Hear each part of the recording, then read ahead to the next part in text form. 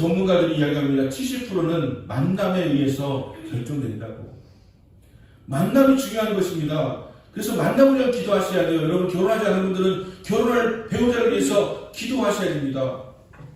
그리고 인생을 살아가면서 나에게도 멘토가 있으면 좋겠다, 좋은 만남이 있으면 좋겠다라고 여기시는 분들은 그것을 위해서 기도하셔야 돼요. 왜냐하면 여러분 인생에 중요한 것은 당장 눈앞에 보이는 돈이라든가 아니면 우리의 어떤 진로라든가 이런 것이 아니라 만남에 달려있거든요.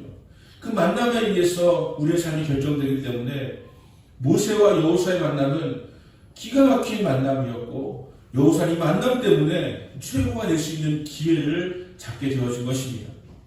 이런 만남이 여러분 인생에 임하게 되시기를 축원합니다. 그리고 여러분도 그런 만남에 그 모세와 같은 알아봐주는 사람, 누군가를 알아봐 주잖아요. 이 사람이 일어나기 시작합니다. 이 사람의 잠재력이 깨어나기 시작합니다. 누군가를 알아봐 준다고 하는 것이 얼마나 귀한 것인지 몰라요. 내 인생을 알아봐 준 사람, 나중에 고백할 때 나는 내 인생을 알아봐 준 사람을 만났다 라고 하는 고백할 수 있다고 한다면 그만큼 귀한 선물이 어디 있겠습니까? 물론 하나님께서 여러분을 알고 계십니다. 문제는 우리에게 하나님께서 나를 알아주고 있다고 하는 사실을 잘 자각하지 못하고 살아갈 때가 있어서 그렇지, 아니 여러분은 알고 계세요. 그리고 여러분의 잠재력이 얼마나 위대한가 하는 것을 알고 계세요. 여러분 안에 하나님이 계시기 때문에 이미 여러분은 위대한 존재라고 하는 것을 하나님 우리에게 말씀하고 계세요. 그리고 설교를 통해서 계속 말씀을 하고 있는 것입니다. 여호수아는 모세의 만남을 통해서 일약 지도자가 되었습니다.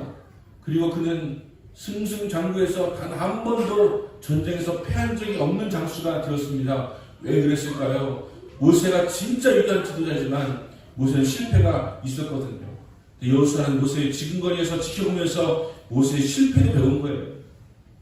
모세의 성공도 배운 거예요. 여러분의 아버지가, 여러분의 어머니가 실패했다고 해서 여러분께서 좌절할 필요가 없습니다. 여러분은 성공도 배우지만 실패도 배우는 거예요. 그래서 역사는 발전하는 거예요. 아버지의 잘못을, 어머니의 잘못을, 그리고 누군가 우리의 리더십의 잘못을 보면서 저렇게 삶은 실패한다는 것을 배우는 거예요. 그래서 인류가 발전해 온 거예요. 여러분의 가문도 그렇게 발전하게 될 수 있게 되길 바랍니다. 여호수아는 모세를 만나서 그 인생이 완전히 바뀌게 되었다라고 하는 것입니다. 그렇다고 한다면 그 인생에 여호수아는 어떠한 모습이 있었던가 하는 것이 오늘 마지막 유언을 남기면서 당부를 하면서 고백을 하고 있지 않습니까? 그것을 한번 우리가 좀 살펴보기를 원하는 것입니다. 1절을 보겠습니다.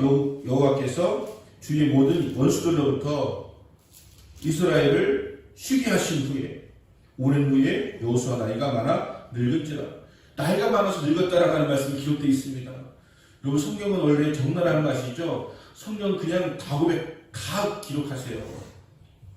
제가 불경도 읽었거든요. 불경도. 근데 거기하고 성경하고 진짜 다른 게 뭐냐면 불경은 그 시타르타가 잘한 것 중심으로 써요. 그런데 이 성경은 그 모세가 실수하는 거, 여호수아가 실수한 거, 뭐 늙어 죽어가는 거, 죽는 거 다 기록합니다. 왜냐하면 역사의 주인은 사람이 아니라 하나님이라고 하는 것을 보여주기 위해서 그렇게 하고 있는 거예요. 여호수아는 나이가 많아 늙은지라 이걸 이야기합니다. 우리는 늙었다는 말하기 싫어해요. 여러분 늙으신 분들 늙었다고 하면 누가 좋겠습니까? 우리나라에 지금 트럼프는 82세고 그 바이든은 84세고 그리고 80 넘은 노인들이 지금 정치를 잡고 있지 않습니까? 우리나라도 지금 80 넘으신 분들도 막 하는데 그분들 다 젊은 거예요. 젊은 것입니까? 염색하고 또 피부과 가서 이렇게 레이저 받고 막 이렇게 해야 되는 거 아니겠습니까? 그런데 성경은 그냥 그대로 정확하게 나이가 많아서 늙은지라 이야기하고 있고요. 2절 말씀 보세요. 거기서 여호수아가 아주 자랑스럽게 내가 나이가 많아서 늙었다. 이건 뭡니까? 나 정계 은퇴하겠다. 나 이제 그만 죽겠다. 이런 얘기 아닙니까? 근데 이런 얘기 정확하게 하는 사람 없습니다. 근데 여호수아는 이야기해요. 나는 나이가 많아서 늙었다. 난 이제 죽는다. 라고 하는 얘기를 정확하게 하고 있는 것입니다. 자, 우리나라를 보면 안타까운 마음이 참 많이 듭니다. 전에 대통령 시절에 너무 진영이 강해가지고 너무 편가르게 심해가지고 이거 문제다 막 이렇게 이렇게 하지 않습니까? 그죠? 그런데 대통령이 바뀌면 뭐 조금 나아지지 않을까 싶은 그런 기대를 했었을 수도 있는데 똑같아요. 똑같이 편가르기가 이루어지고 있고 지금처럼 더 명확하게 이렇게 막 진보니 보수니 이렇게 갈라져 있는 것은 저는 제 짧은 인생에 처음인 것 같아요. 이렇게까지 너무 확고하게 뭐 어느 진영을 붙고 어느 나라는 막 적대시하고 누구는 막 이렇게 하는 모습은 처음인 것 같아요. 전 대통령에게 그 대통령 지지자에서 그렇다고 해서 대통령 욕을 했는데 보니까 대통령 문제가 아닌 걸 알게 되었어요. 우리의 마음 가운데 이런 이게 있는 거예요. 누가 대통령이 돼도 지금은 바뀌지 않을 것 같아요. 누가 대통령이 되어도 우리의 이 진영 논리는 갈라져 있는 이 진영 논리는 바뀌지 않을 것 같아요. 젠더도 갈라져 있고 나이 세대도 갈라져 있고 이런 것들이 바뀌지 않을 것 같다는 생각이 듭니다. 유독히 우리나라는 왜 그렇게 심한지 모르겠다는 그런 마음이 듭니다. 근데 더 안타까운 게 뭐냐면 그걸 말려줄 수 있는 어른이 없다는 거예요. 저는 이게 정말 안타깝다고 생각합니다. 그럼 어른이 없어서 없는 겁니까? 저는 그것도 아니라고 생각해요. 어른도 있겠죠. 근데 우리 가운데 어른 인정하지 않는 풍토가 있어요. 어른이라고 해도 인정하지 않는 풍토. 우리 할아버지 할머니들 예전에 애끼놈들아 그렇게 살면 안 된다 하는 사람 가끔 있었는데 요즘에 그러다가는 오히려 막 얼마 전에 부산에서 보니까 막 나나차기가 때리더라고요. 뒤돌아차기가 때리고 그런 끔찍한 상을 보고 그런 끔찍한 당할 수가 있는데 어떻게 바른 소리 해줄 수가 있겠습니까? 우리 마음 가운데 노인을 싫어하는 마음도 있기 때문에 노인들이 제 역할을 하지 못하는 것도 있는 것이죠. 물론 우리가 존경할 만한 사람이 없다고 하는 것도 있지만 우리의 마음 가운데 우리의 풍토 가운데 권위자, 노인들 이런 자들에 대해서도 인생 다 사는 사람들이 뭘 아냐고 지금은 새로운 것들이 얼마나 많은데 라고 하는 그런 마음속에서 인정하지 않는 그런 풍토 속에서 우리의 중지할 수 있는 우리를 말려줄 수 있는 지혜를 우리에게 전해줄 수 있는 그런 노인들이 없다고 하는 그런 안타까움이 있는 것 같습니다. 저는 어렸을 적에 그런 중지자들을 좀 봤던 것 같아요.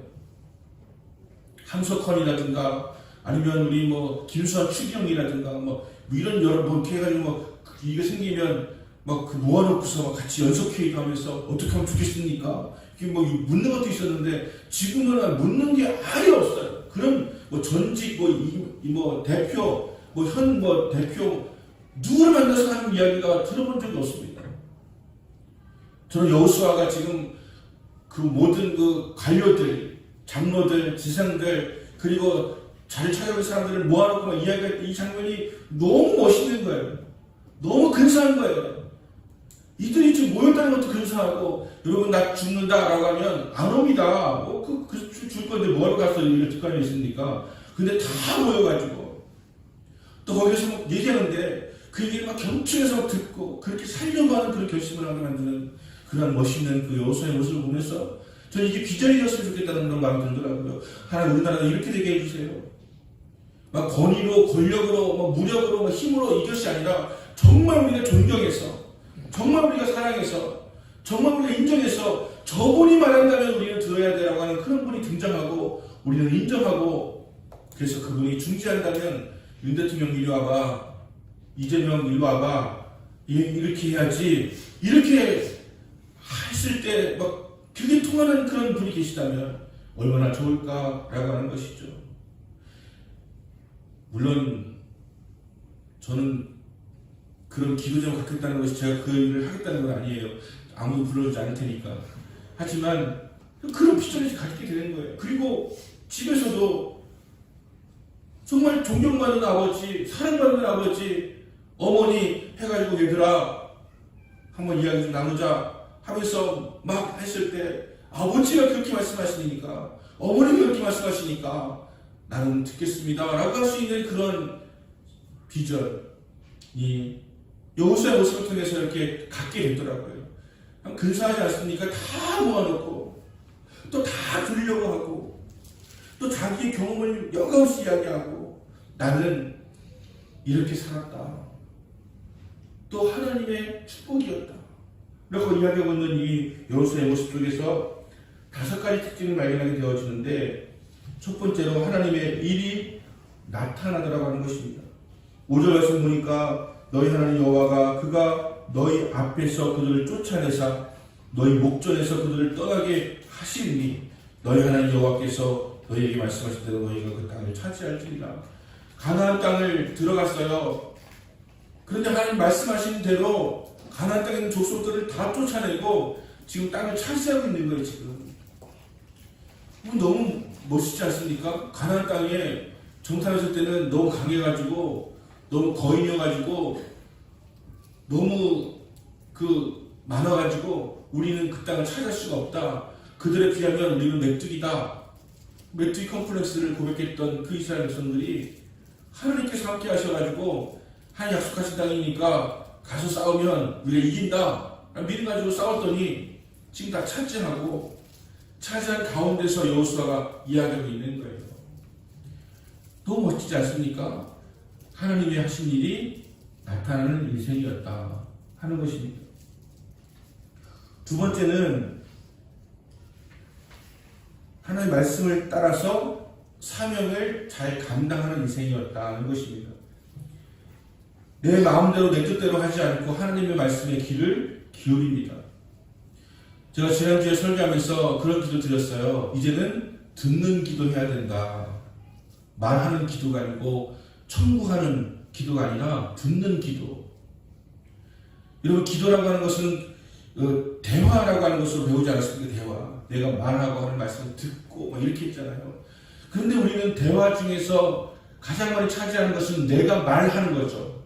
하나님, 제가 뭘 하고 싶으니까 이거 될 수 있도록 도와주세요. 내가 이사 가려고 하는데 동쪽이 좋을까요? 남쪽이 좋을까요? 이렇게 막 우리는 이렇게 기도하잖아요. 근데 기도에서 더 중요하고 더 많은 시간을 차지해야 되는 것은 주님의 말씀을 듣는 것입니다. 왜냐하면 그분이 주님이고 그분이 주인이고 우리는 그분의 피조물이며 또한 그의 종이기 때문에 그의 말씀을 들어야 되는 것 아니겠습니까? 그리고 순종해야 되는 것 아니겠습니까? 여러분의 기도가 어떠세요 지금? 여러분 인생이 어떠세요? 듣고 순종한 인생입니까? 아니면 말하고 안 들어줬다고 삐져가지고 가는 인생입니까? 우리의 기도는 기도해놓고서 어찌 하나님이 내 기도를 듣지 않아줄 수 있냐고 하면서 원망하는 그런 신앙을 가진 경우가 많이 있습니다. 여러분 똑똑히 아세요. 우리는 그분의 종입니다. 우리는 그분의 피조물입니다.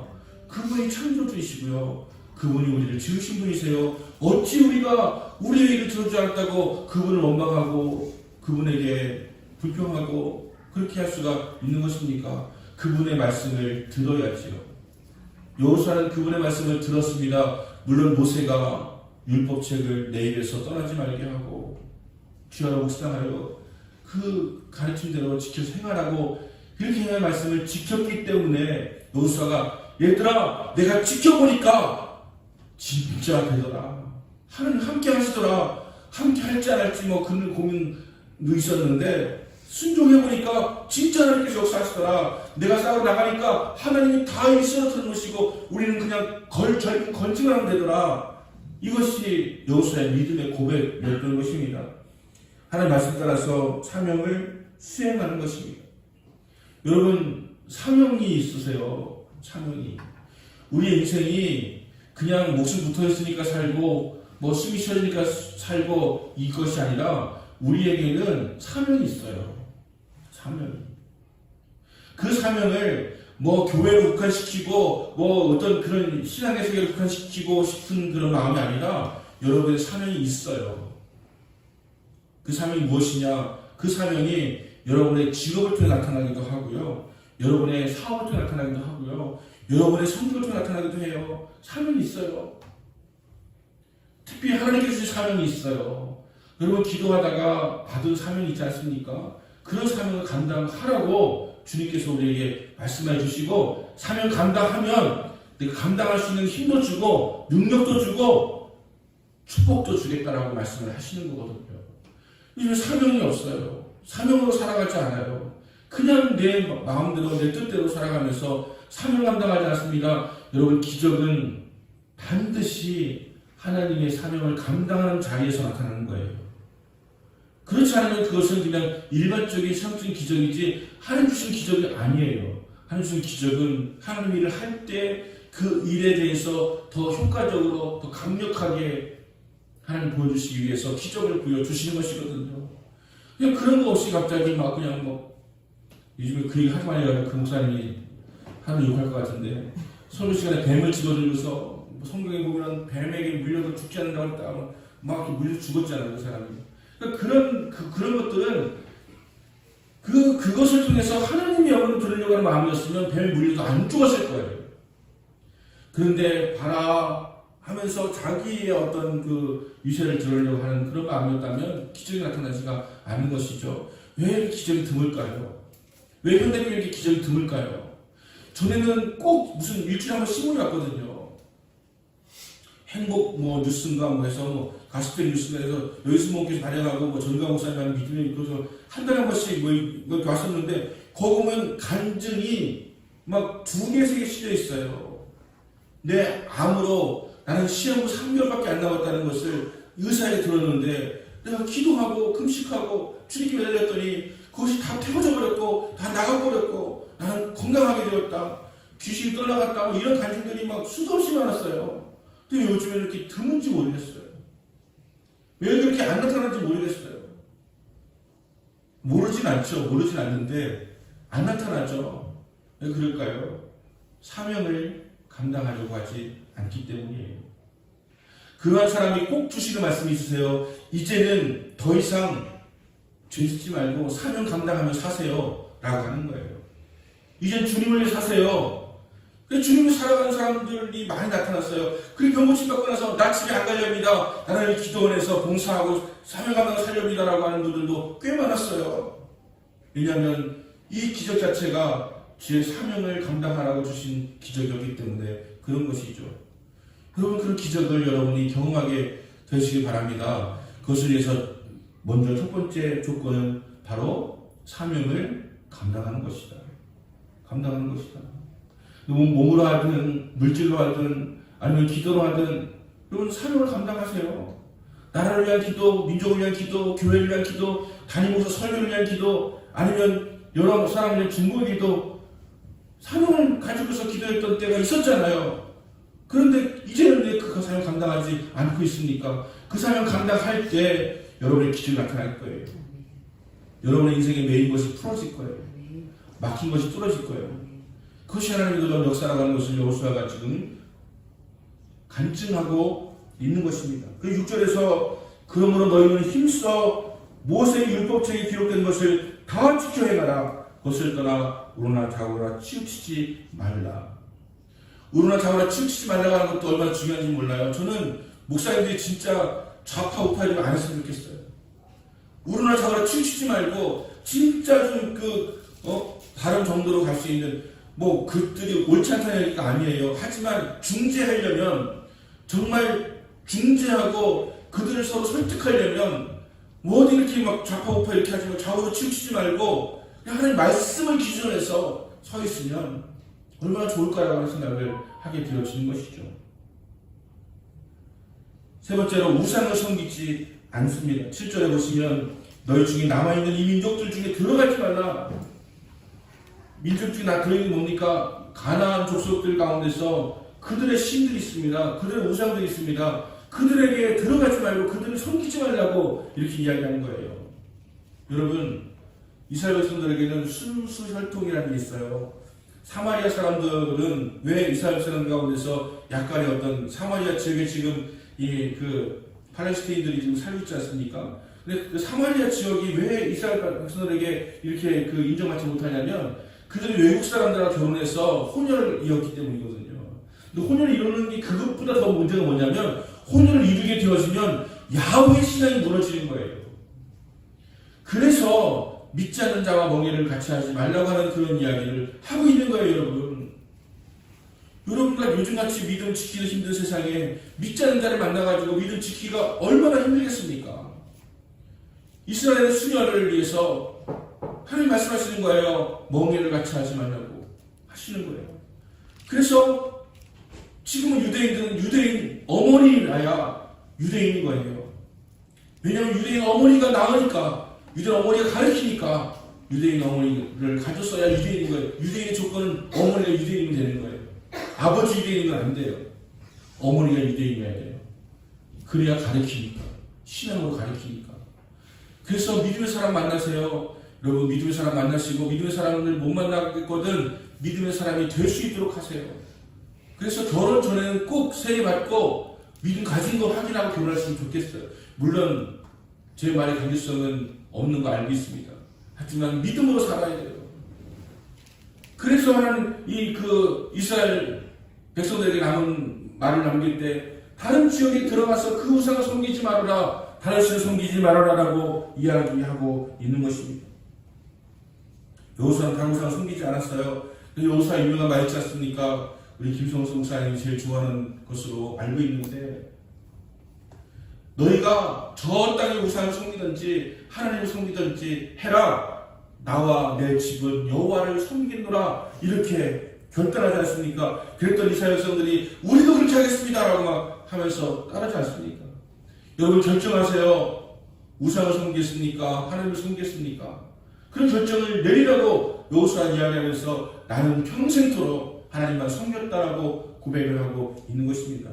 문제는 이스라엘 백성들이 그 땅을 차지하고 여호수아 그런 말을 들으면서 그렇게 하겠습니다 라고 했으면서 나중에는 또 변덕스럽게 바알신을 섬기고 아세라를 섬기고 이러면서 무너진 거예요.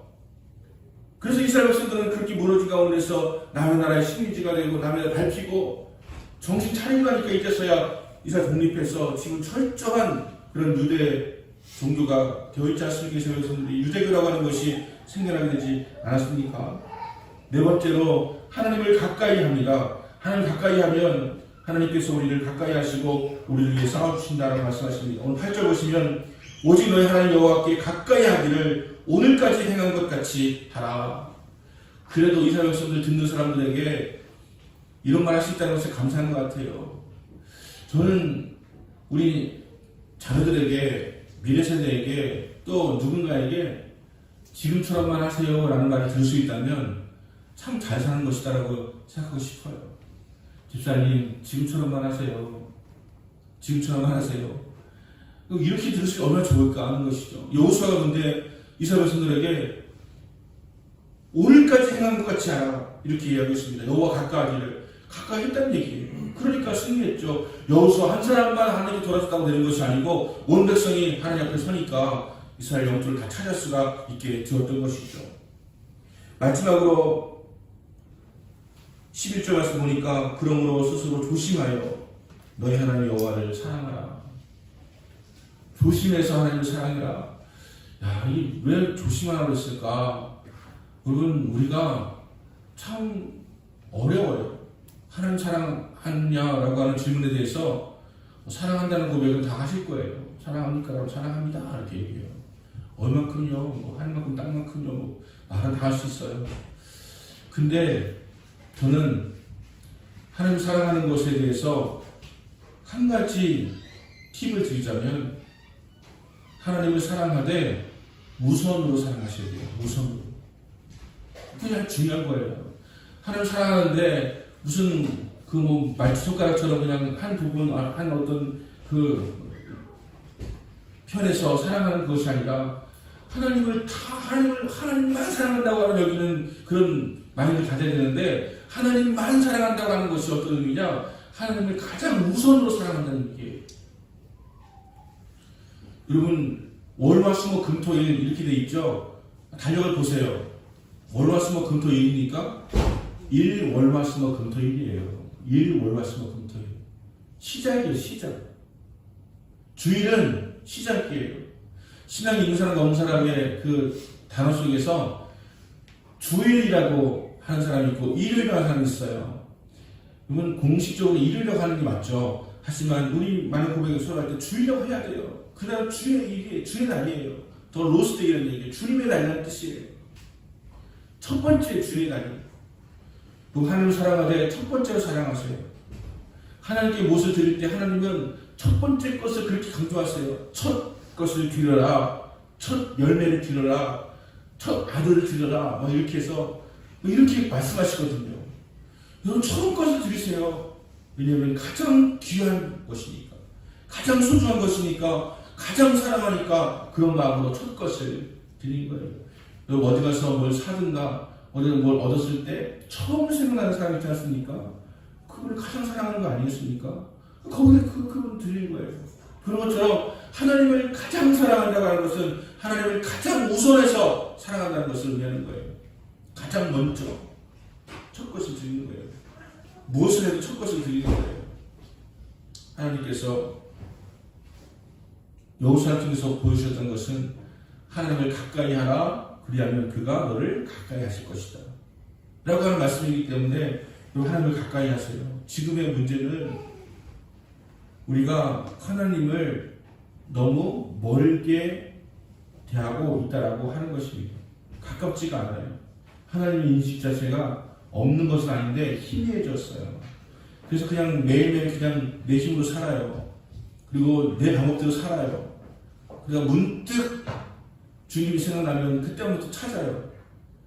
그래서 여러분 주일날 한번 나오는 게 얼마나 중요한지 아세요? 여러분의 그런 삶의 궤적 가운데서 뭔가 그 일주일에 한 번이라도 그 매일 한 번이라도 생각해내지 않으면 우리는 끝없이 멀어질 거예요.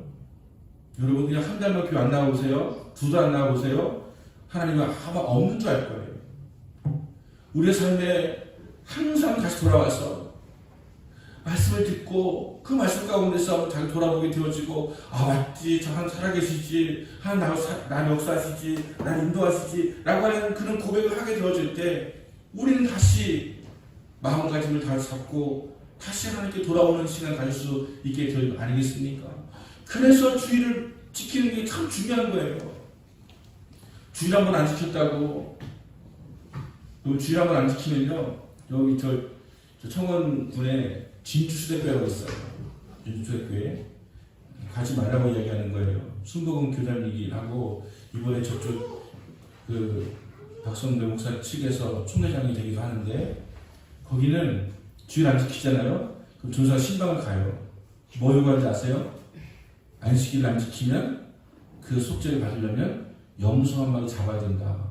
염소를 잡기보다는 염소값을 내라 해가지고 지금 염소 시세가 30만 원이니까 30만 원 내라 이렇게 해요. 주일 안 지키면 그 염소값 내래요. 그게 거기서 가르쳐 주는 거예요. 그것은 분명히 잘못된 것이지만 여러분 그래서가 아니라 우리가 하나님을 가까이 하면 하나님을 가까이 하신다고 하는 것을 우리가 기억할 때 여러분 하나님 가까이 하기 원하시면 하나님 좀 뛰어오세요 달려오세요 이렇게 하지 말고 여러분이 한 발짝 가세요. 그럼 그분은 100발짝 오실 거예요. 우리는 가지도 않고 있으면서 우리는 점점 뒷걸음치면서 하나님 왜 나를 가까이 안 하시냐고 원망하지 말고 여호수아가 마지막 남기는 말대로 하나님을 가까이 해라. 그리하면 그분께서 우리를 가까이 하실 것이다 라고 하는 그런 고백을 할 수 있어야 된다고 하는 것입니다. 여호수아는 난 나이가 많아서 늙었다. 그러면서 모아놓고서 마지막 말을 이야기하는데 가장 우선적으로 강조한 것은 하나님의 말씀을 지켜서 행하라는 것이었고 그리고 또 그의 삶의 고백을 하면서 이렇게 살아가면 하나님 반드시 우리와 성공하게 하신다.